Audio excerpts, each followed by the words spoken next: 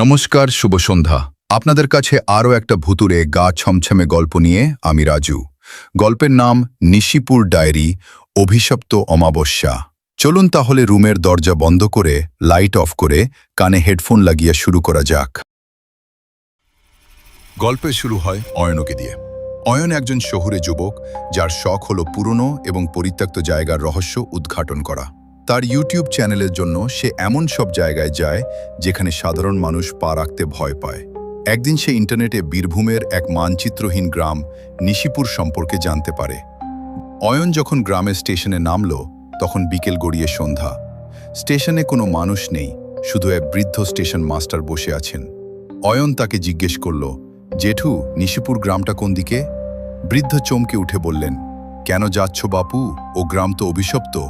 আজ অমাবস্যা, আজ ওদিকে যেও না। অয়ন হেসেই উড়িয়ে দিয়ে তার ক্যামেরা আর ব্যাগ নিয়ে গ্রামের দিকে রওনা দিল। গ্রামে ঢুকে অয়ন দেখল সব বাড়িঘর জরাজীর্ণ, কোনো মানুষ নেই, কিন্তু অদ্ভুত এক নিস্তব্ধতা। সে ঠিক করল গ্রামের শেষ প্রান্তে থাকা সেই বিশাল চৌধুরী জমিদার বাড়িতে রাত কাটাবে। অয়ন তার ক্যামেরা ট্রাইপডে সেট করে রান্না করতে বসল। হঠাৎ সে শুনল পাশের ঘরে কেউ একজন ভারী কিছু টেনে নিয়ে যাচ্ছে। খসখস, খসখস। সে টর্চ নিয়ে ঘরে ঢুকল, কিন্তু ঘরটা একদম ফাঁকা। শুধু ধুলোর ওপর বড় বড় পায়ের ছাপ দেখা যাচ্ছে, যা কোনো মানুষের হতে পারে না। ঘটনা 2, রাত 12টা। রাত যত গভীর হচ্ছে, ঠান্ডা তত বাড়ছে। অয়ন তার মেমোরি কার্ড চেক করতে গিয়ে দেখল সে যে ছবিগুলো তুলেছে তাতে প্রতিটি ফ্রেমেই তার পেছনে একটা আবছা কালো অবয়ব দাঁড়িয়ে আছে। অথচ ছবি তোলার সময় সেখানে কেউ ছিল না। হঠাৎ ওপরতলার ঠাকুর ঘর থেকে একটা করুণ কান্নার শব্দ ভেসে এলো। অয়ন সাহস করে সিঁড়ি দিয়ে ওপরে উঠতে লাগলো। প্রতিটি ধাপে কাঠের সিঁড়িগুলো মড়মড় করে শব্দ করছে। ওপরে গিয়ে সে দেখল একটা বিশাল আয়না।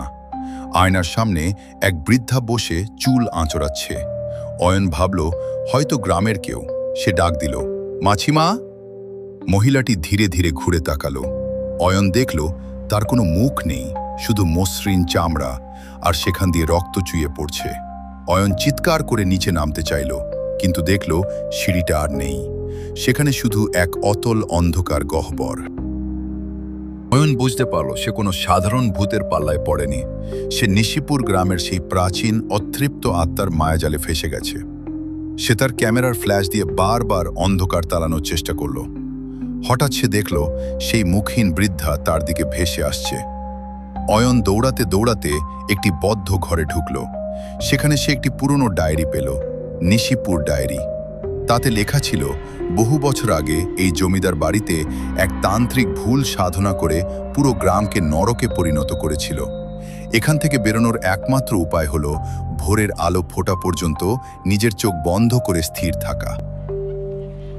বৃদ্ধা তার কানের কাছে এসে ফিস ফিস করে বলতে লাগলো, চোখ খোল অয়ন, তাকা আমার দিকে। অয়ন প্রচণ্ড ভয় পেলেও চোখ খুলল না। তার চারপাশের দেয়ালগুলো যেন কাঁপতে শুরু করলো।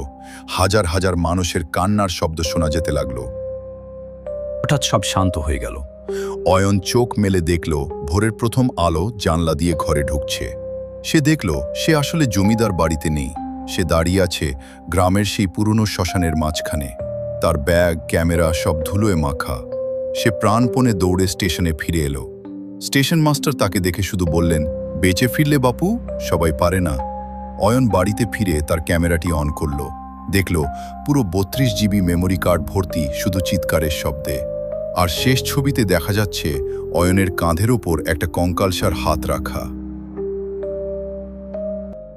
আশা করি আপনাদের এই ছোট গল্পটি ভালো লেগেছে। যদি গল্পটি ভালো লেগে থাকে তবে অবশ্যই চ্যানেলটিকে সাবস্ক্রাইব করে দেবেন এবং সাথে নোটিফিকেশন অন করে রাখবেন ভবিষ্যতে আরও এমন ভুতুরে গল্প শোনার জন্য। শুভরাত্রি। ধন্যবাদ।